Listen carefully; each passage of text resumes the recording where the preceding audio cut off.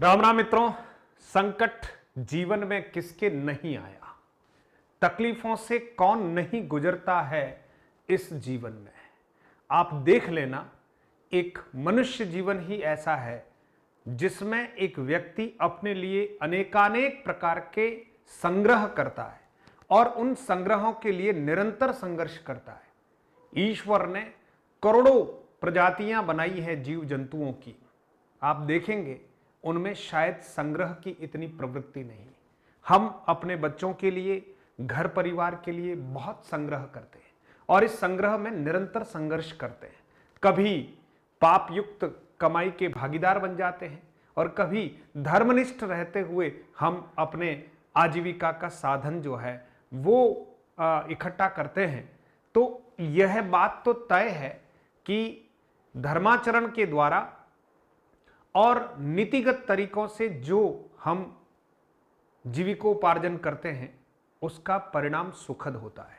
और अगर हमारे आजीविका का साधन ठीक नहीं और कहीं न कहीं पापाचरण के द्वारा धन संग्रहित करके हम अपने परिजनों को खिलाएंगे, निश्चित तौर पर बुद्धि भ्रष्ट हो जाएगी मित्रों।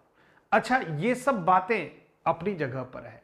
आपके मन में यह भाव आ रहा होगा कि सर हमारे तो अभी आजीविका का साधन ही नहीं है, हमें क्या करना चाहिए। मित्रों, आप परमात्मा के संतान हैं। निश्चित तौर पर ईश्वर ने जब आपको रचा है तो आपके भीतर बहुत सारी यूं कह सकते हैं कि विशेषताओं का भी संग्रहण किया हुआ है। आपके भीतर की विशेषताओं को पहचानें, स्वयं को पहचानने का निरंतर प्रयास करें और अपने आप को किसी से कम नहीं आंकें। संसार में बहुत सारे लोग बहुत सारा काम करते हैं और हम भी कोशिश करते हैं कि हमें कुछ काम करना है, लेकिन कई बार जीवन में इतनी ठोकरें खाते हैं तो हमें लगता है कि हमें सफलता मिल ही नहीं रही है। लेकिन ये बात तय है मित्रों, जिसने जितनी ज्यादा ठोकरें खाई हैं, अनुभव का एक अथाह भंडार उसके पास है। और सफलता आखिर किसको कहते हैं? एक एक जो असफलता है, इसको जब हम पार करते जाएंगे तो एक दिन हम सफल जरूर हो जाएंगे। सफल होने पर ये दुनिया हमारा सम्मान करती है, हमारे नाम को कई जगह पर लेती है, बिना कहे हुए हमारा एक प्रकार से एडवर्टाइजमेंट कर देती है। तो मित्रों, मेरा आपसे केवल एक ही आग्रह है, धर्माचरण युक्त आप मेहनत कीजिएगा, है ना। ये जो जोड़ तोड़ करके सिलेक्शन लेने की जो प्रवृत्ति है उससे कुछ ज्यादा हासिल होने वाला नहीं है। लौकिक रूप से भले ही आपको एक बार लगेगा कि सफलता मिल गई, लेकिन आत्मिक रूप से हमेशा आप कमजोर हो जाएंगे। इसलिए तटस्थ रहकर, कटिबद्ध रहकर मेहनत कीजिए। मेहनत का कोई शॉर्टकट नहीं होता है।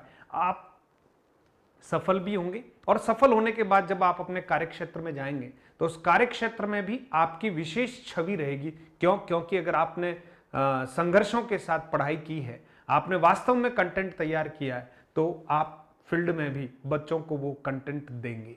आपके आसपास के लोगों को समझ में आएगा कि ये सिलेक्शन फर्जी नहीं है, ये बहुत मेहनती व्यक्ति का सिलेक्शन है। इसलिए मेहनत करें और ईश्वर के समक्ष सदैव प्रार्थनारत रहें कि हे परमात्मा, मैं आप ही की संतान हूं। आपने जो बुद्धि मुझे दी है, जो शरीर मुझे दिया है, उसके साथ में 100% मेहनत करते हुए, है ना, इस संसार में लौकिक मुकाम हासिल करना चाहता हूं। बस आपकी कृपा बनी रहे। और निश्चित तौर पर कोई भी पिता अपने बच्चों को, है ना, संघर्ष जरूर करवाता है लेकिन अल्टीमेटली दुखी नहीं करता। इसलिए भरोसा रखें, भरोसा कायम रहे और आप मेहनत करते रहें। बहुत अच्छा होगा मित्रों। जय श्री राम।